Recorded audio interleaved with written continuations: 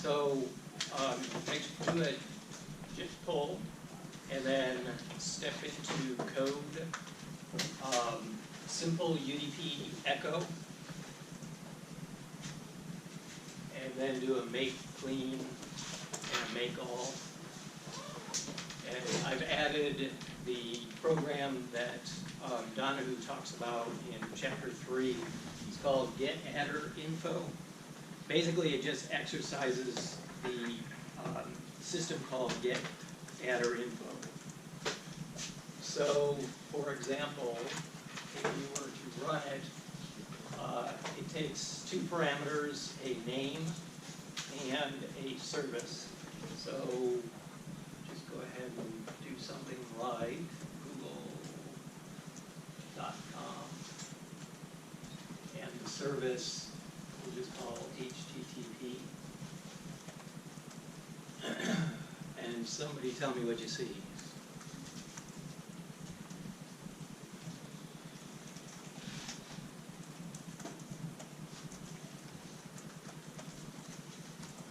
Does it work?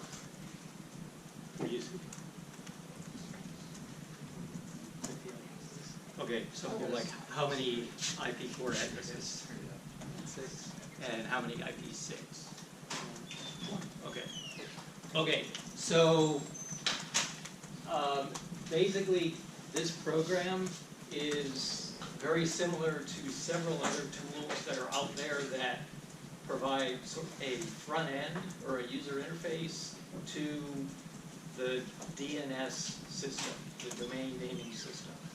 And the exam 1, we're not going to, DNS is not covered in exam 1. We'll talk about DNS in more detail after exam 1. But our programs are actually using DNS, okay? And it's in our client program when we specify the name and we create that address criteria and then issue the getAtterInfo, and then we're returned, I think the variable is serveAtter. It's basically a pointer to a linked list of addresses. Okay, so this program is basically showing the results of calling that system called getAtterInfo with the name of www.google.com, and it's stepping through everything in the list pointed to by serveAtter or whatever they call the variable name. Okay, and then it's displaying the address for each one in the list.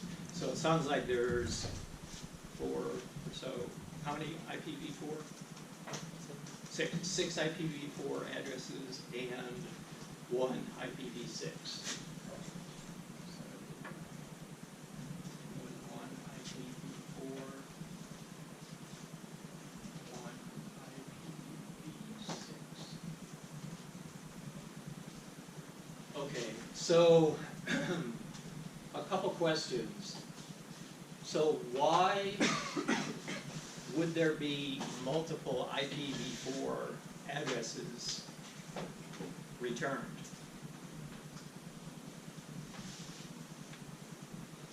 Broadcast? Want to be a broadcast? Yeah, potentially. Think of the scale that Google has to build their infrastructure to. Is it more than one server, like around the world? Correct. So there's most likely thousands of bare metal machines and or VMs running around the world that each would have a different IP address, but they all would be assigned the domain name www.google.com. And so it provides, in fact, if we were to run getAtterInfo, again, specifying Google you might see a different set of V4 addresses. At the end of the day, you definitely would see a different set. So DNS is actually quite useful for load balancing. Okay, and when we talk more about DNS, we'll sort of fill in the missing pieces there. But that explains why you see multiple addresses coming back. So then the issue is, from our client's program perspective, which one should we use? Okay. In the code for UDP Echo, basically the UDP Echo solution that we're going to look at here in a second, it is going to use the first address in the list. Okay. What it should actually do is start with the first address, and if an operation, a subsequent operation goes wrong, start back and try the next address. Okay, but our code is just going to use the first address in the list.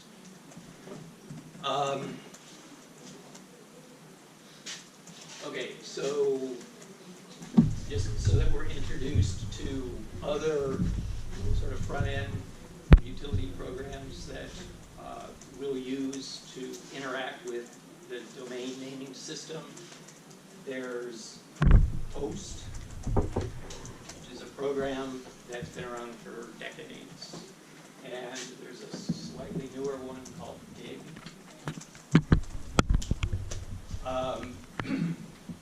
Both do more than what we do in this program, Get Adder Info. To have Host return the equivalent information, let's see, you would specify the type of information we're after, and the keyword any would apply. We could say, we could specify a type that says we're only interested in V4 addresses, or we're only interested in V6 addresses. Any says give us all, and then the name, www.google.com. And that command should return something sort of similar to what you see. There's a lot more that we can do with Host, and we'll be doing that. We'll actually be using Dig after exam 1. Okay.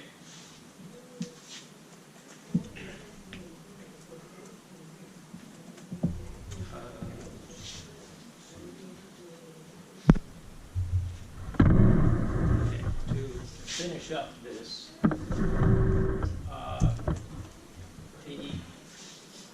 that system called Get Adder Info,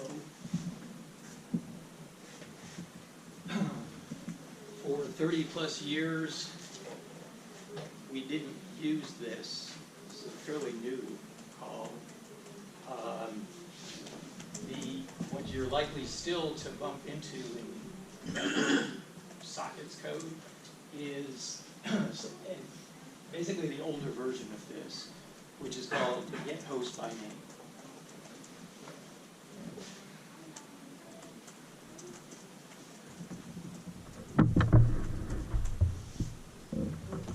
Okay, and so actually one of the big changes this semester has been to modify all the example code to no longer use this and to use Get Adder Info. The reason is this was tied to IPv4. It had to do other things for IPv6. But this allows your code to work V4 or V6. Okay.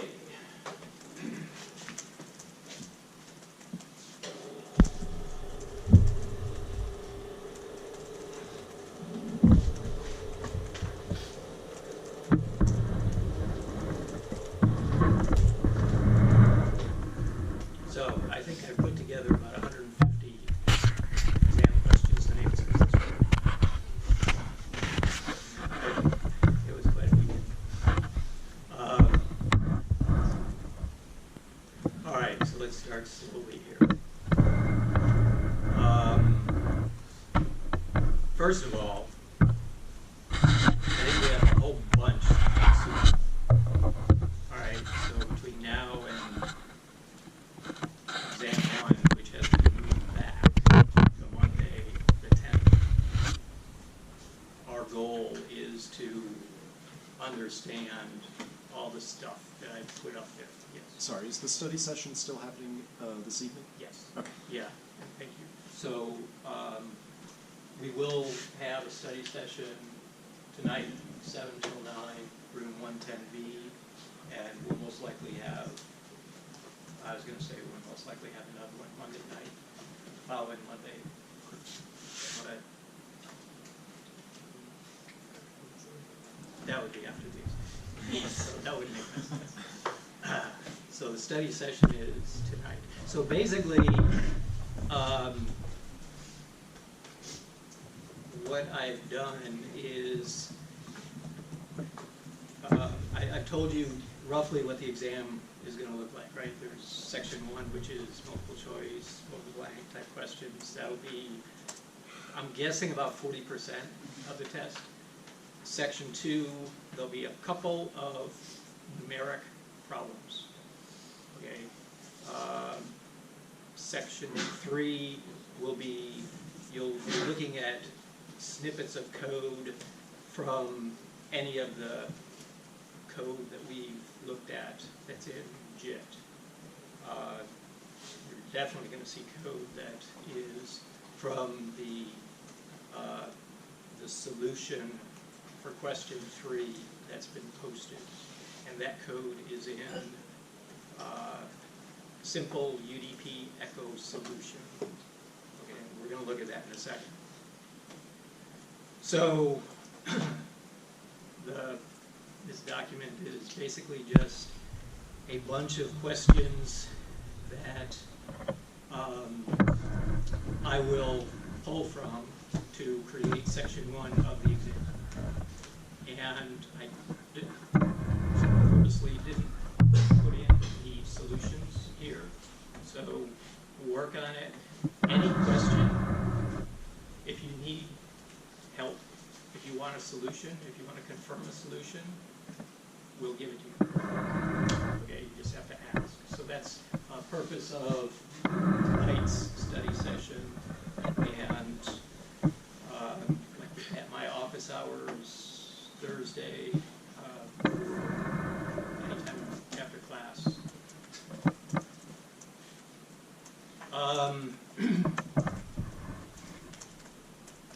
Okay, the other thing to note here.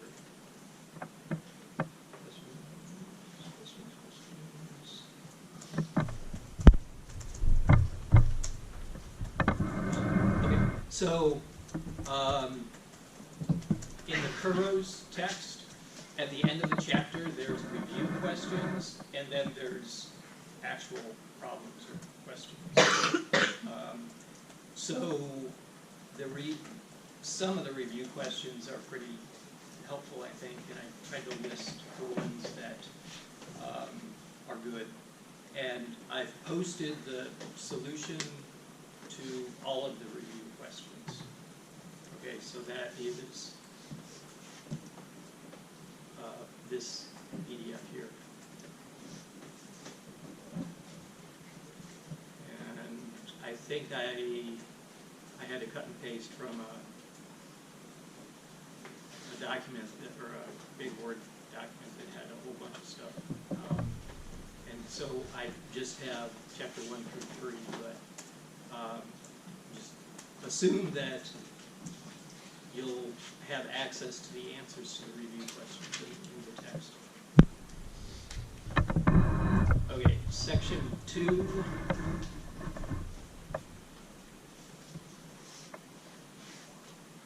So there really shouldn't be anything unexpected here. Lots of problems that are similar to this, where you have to compute, the transmission times or the round trip time.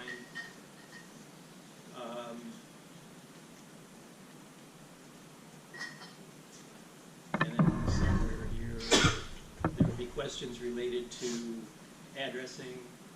So I'm not going to ask any specific question on IPv6 addresses, because there's some more things that we need to talk about. So we'll hold that off until exam 2.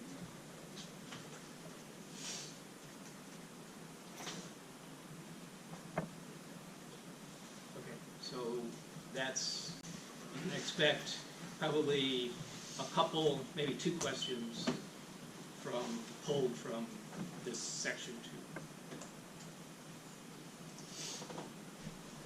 And then section 3,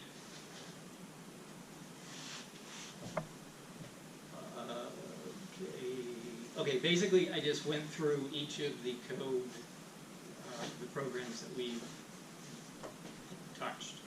Right, we started with CpSc and the whole purpose of that was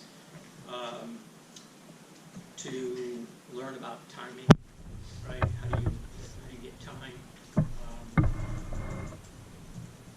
The concept of wall clock versus timestamps.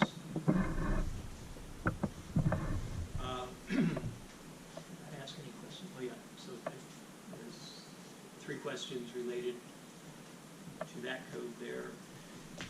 Fork and exec. So I have 4 questions related to that. And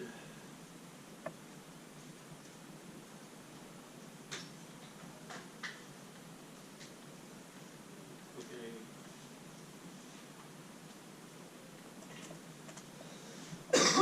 Simple UDP echo code was basically the program that comes from chapter 4 in Donahue. And then the last couple of questions, I sort of gave up at this point. So I need to come back and fill these in. So these would be the questions that I would ask related to that code. So the solution posted for question 3 homework. And I'll get that posted tomorrow. Okay, you guys are so quiet. This is eerie. All right.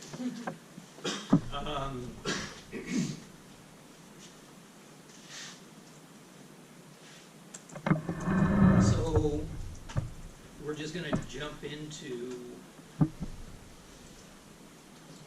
the solution to question 3.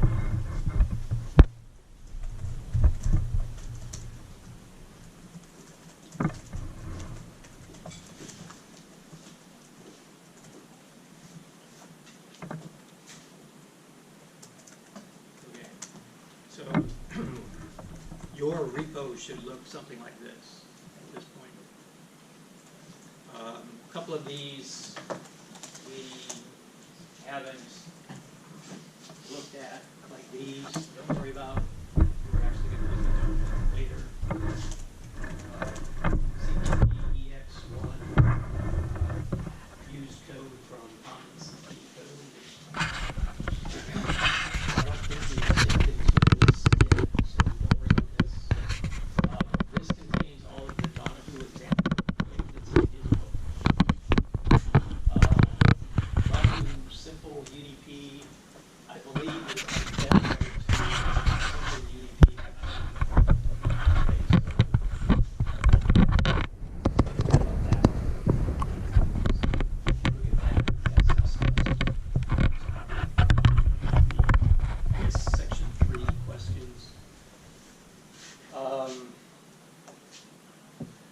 simple UDP echo solution is question 3, homework 1 solution. Look at that. And then in exercises, there's EX2, which basically is took simple UDP echo, went some steps towards simple UDP echo solution. And then TCP echo, don't worry about, we haven't talked about TCP at all. UDP echo, this was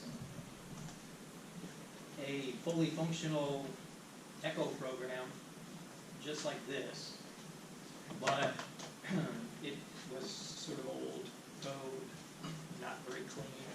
I don't think it supported V6, so basically you don't have to look at that. This is what we're going to step into now.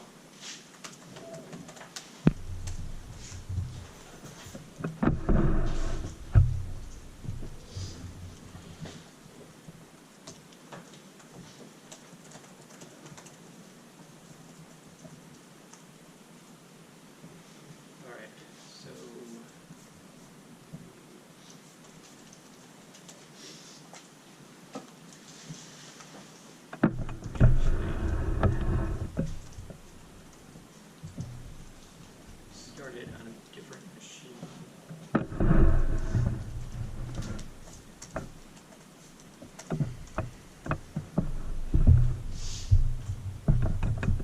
So in all of the code packages that I make available, there's always in the make file a make and backup command that produces a tar.gz.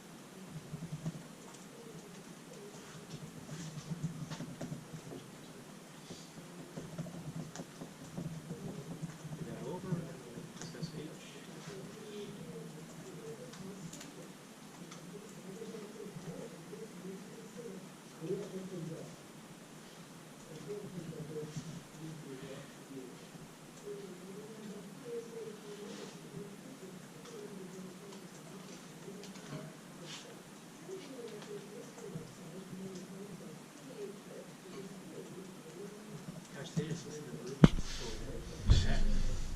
What kind of class is that?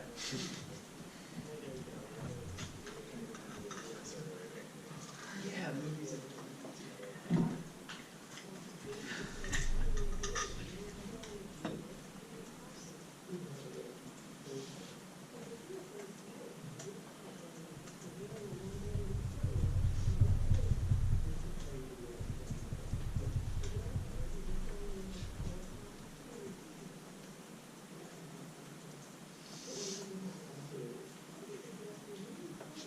All right, so I'm going to start the server.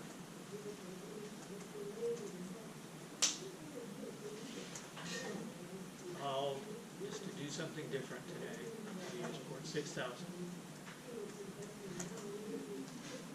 Okay, so I want everybody to build the UDP echo solution and run the client, pointing it to this server.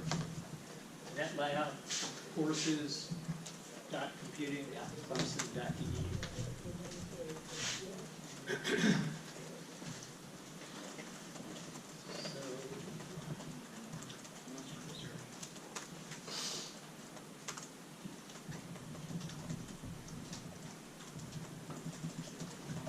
So the server again, it's NetLab courses.computing.clemson.edu.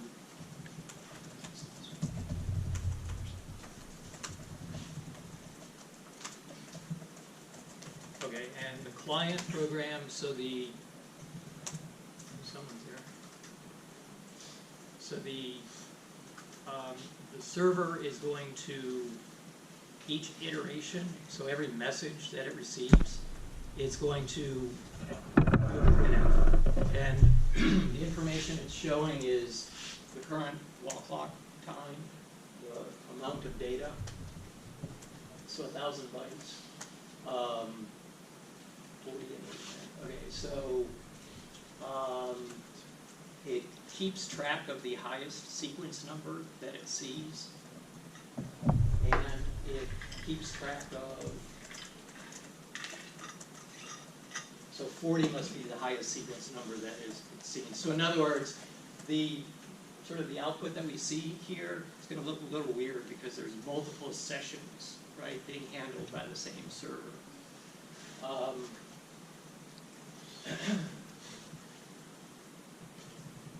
Error on this. That's interesting. All right, so to run, you would specify server IPs.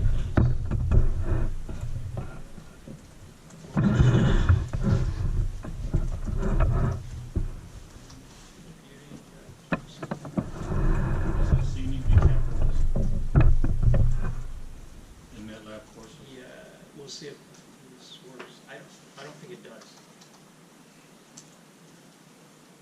We'll find out. We'll see. 46,000 iteration delay. So this parameter is in microseconds. So if you do like 1,000, that's a second. And then message size, I just say 1,000 bytes. And number of iterations. So if you you could specify a non-zero number, and the client will just do that number. Or if you set it to 0, it'll run forever. So I'm going to set it to 0.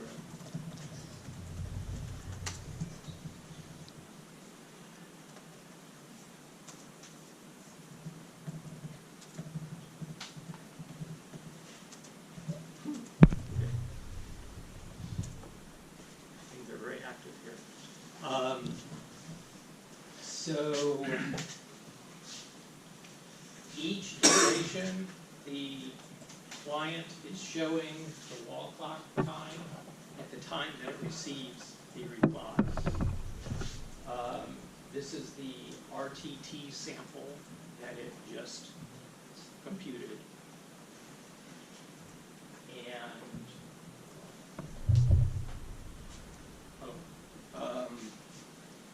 okay, so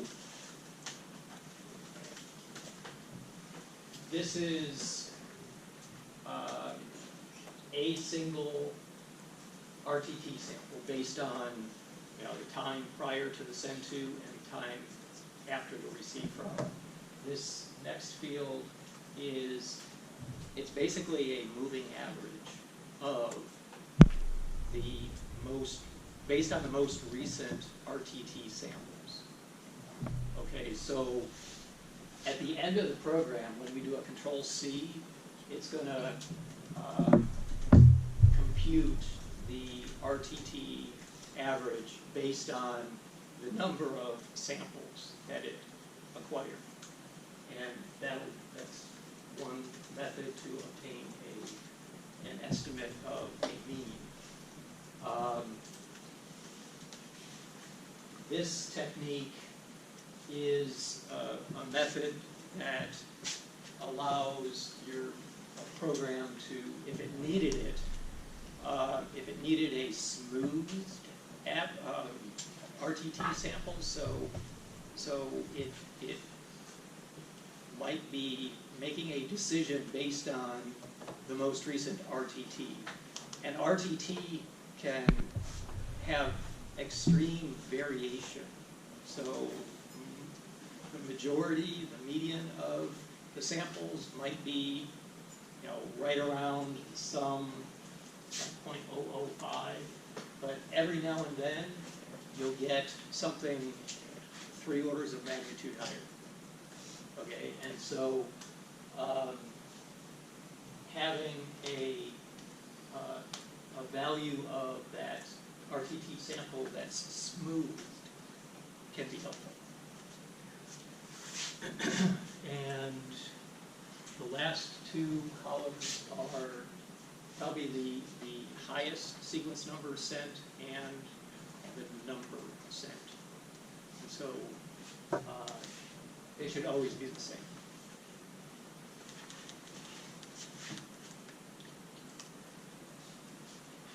I'm looking for a loss, because it should display a message when an alarm pops, but I'm not seeing one yet. Is anybody, so when you're looking at your client session, do you see timeouts occurring? Okay. Okay. So in the solution to question 3,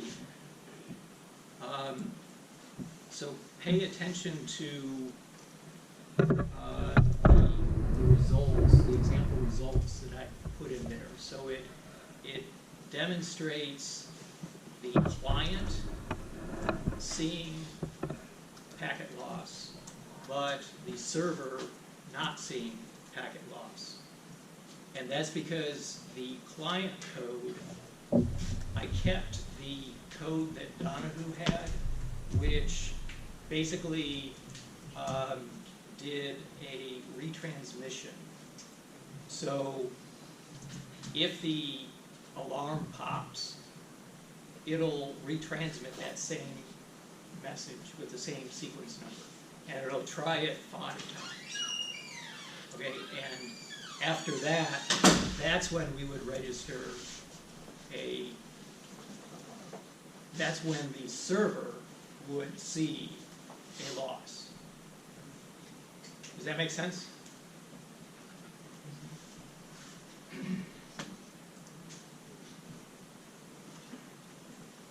All right.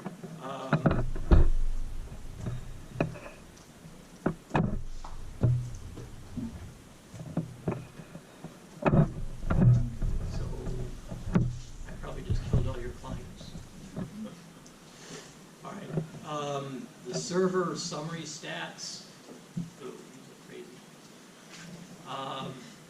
Again, they are likely to be crazy because they're really targeted for a single stream coming in. But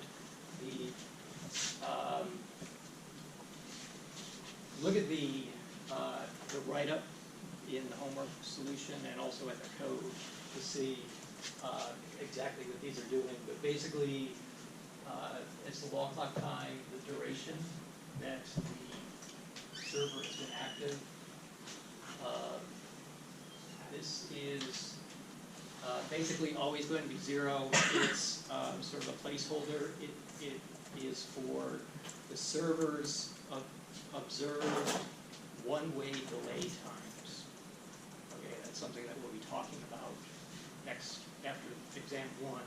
So basically the purpose of this program is, from the client's perspective, it sends, receives, and gets a round-trip time. But because the client is putting its time, the time at which it sends in the message, when the receiver gets it, it can obtain the current wall clock time and then minus the time that it gets in the message, and that is the one-way delay time. That works only if the system time on both computers are synced. Okay, we'll talk more about that later on.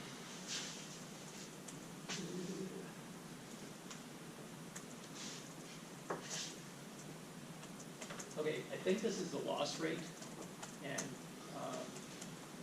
again, I think the statistics here after are going to be sort of squirrely because there are multiple streams coming in. But basically, it's counters to help understand what the server is seeing. The client, so on a Control-C, this last line is the summary stats. wall clock time when it ends. The duration of the session, 307 seconds is how long I ran it. This is the computed average RTT, 0.0058, so 5.87 milliseconds. This is I believe the loss rate. And this is basically saying it sent 31 and received 31 replies. So surprisingly, I didn't see a loss here. Okay, so let's see. The hardest part of the code, I think when you look at it, you know, we've seen enough bits and pieces of it where you should be able to put it all together fairly easily. The hardest part has to do with when we place the sequence number and the timestamp into the message. Okay, so let me.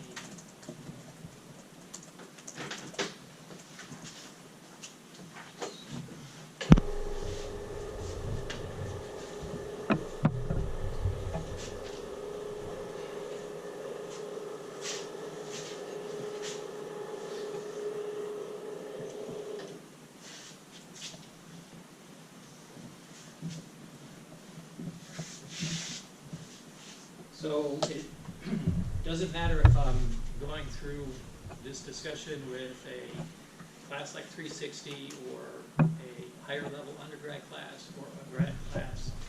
Everyone struggles with this, okay, because it gets into C pointers.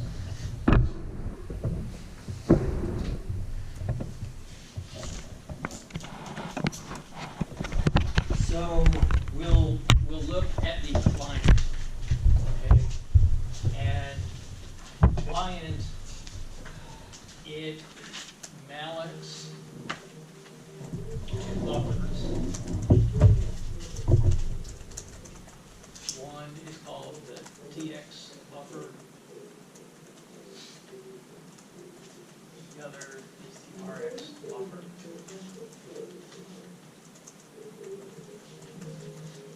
Okay, and there's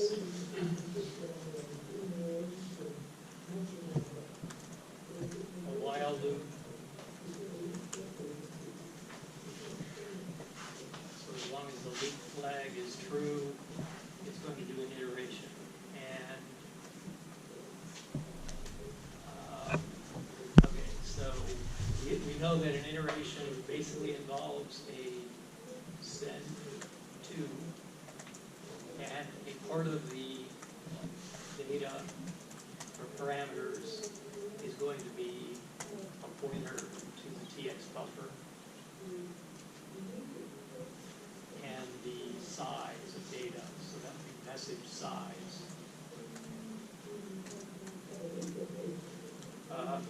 We'll immediately go into a receive from question, and we're going to pass it a pointer to the RX buffer.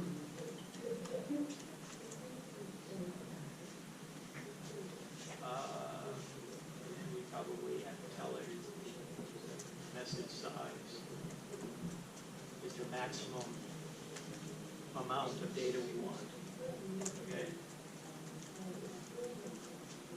Okay. So what needs to be done, also what needs to be done is we obtain, I'll call it timestamp 1. So that would be all you get.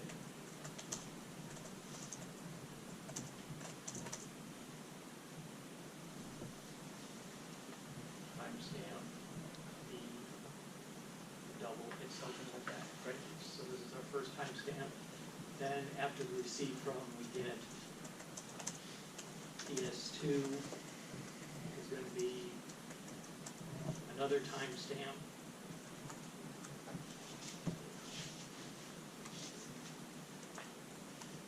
Okay, and the RTT sample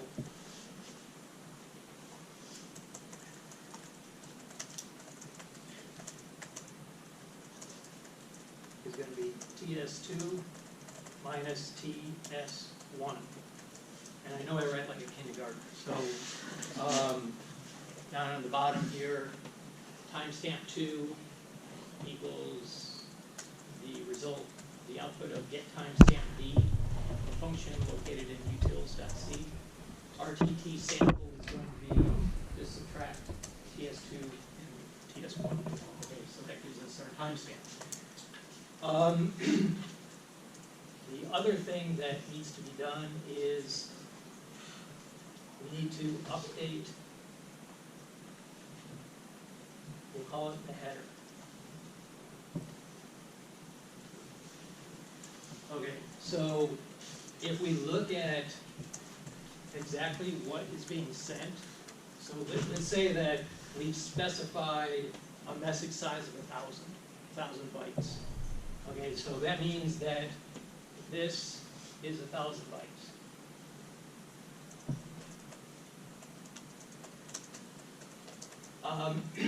We know that we're supposed to put the sequence number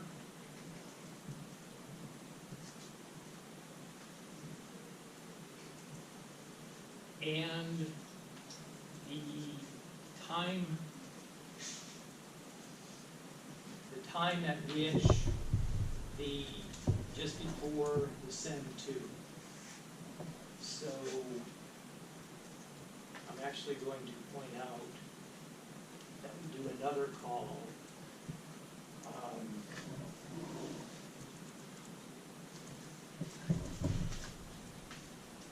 I'll call it message time. It's going to be get current time. And we're actually going to pass it a pointer to a time val.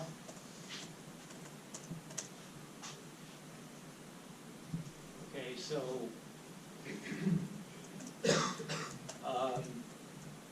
the TS1 and TS2, these we want to use high precision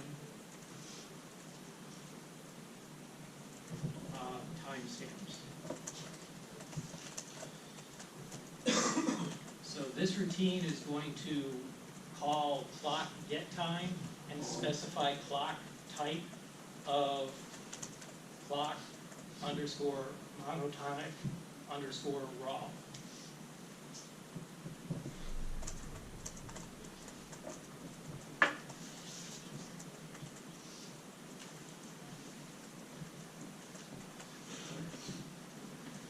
And same with timestamp 2.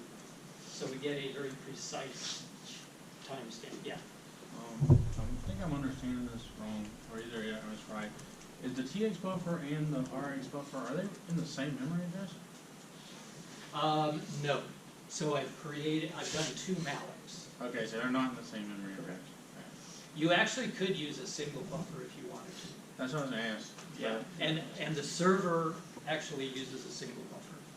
Okay, and so would would TX be the one that writes and the RX be the one that reads? Correct. Okay, that's all that's what it was. So this one you're not doing that? So in this, in So the there- client, Yeah. so on the send to, we're passing it to TX buffer, Mm. and on the receive from, we're passing a pointer to the RX buffer. So the data that we get back will come in here. So the data that comes back will be the sequence number and the timestamp. And so this timestamp is going to be the 2 fields from this time val. So in other words, we call this routine get cur time, and it's going to pass back to us 2 things. It's going to give us the current wall clock time as a double we'll put that in message time. But the thing we really want is it's going to fill in our time val struct, or sorry, it's the time spec struct, right? Because that's the higher resolution. So this is a time spec. And the time spec has two fields. One is basically seconds, the other is nanoseconds. So we're going to hope that the platform supports these being 32-bit numbers. And you basically will just put the first field, seconds, followed by the nanoseconds.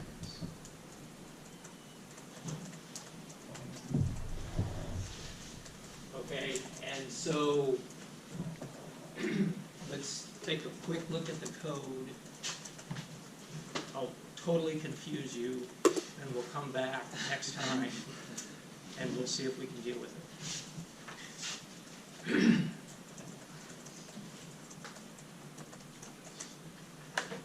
All right, so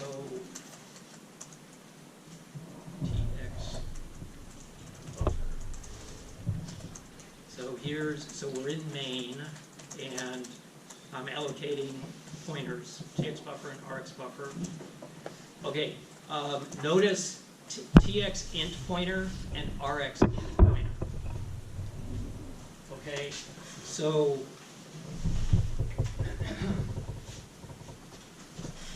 I'm going to point TX int pointer to the top of TX buffer. And last thing I'll say here, and we'll pick up with this next time.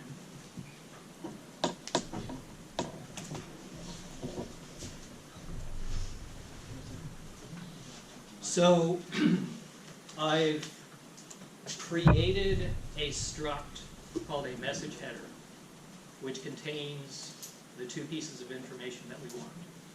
The sequence number, and then I broke up the time into the two fields, seconds and nanoseconds. So that's in a struct. To place the contents of that struct into the network buffer, this is called packing the network buffer. It's also called serialization. Okay? We point TX int pointer to the buffer, and we copy into TX int pointer the sequence number,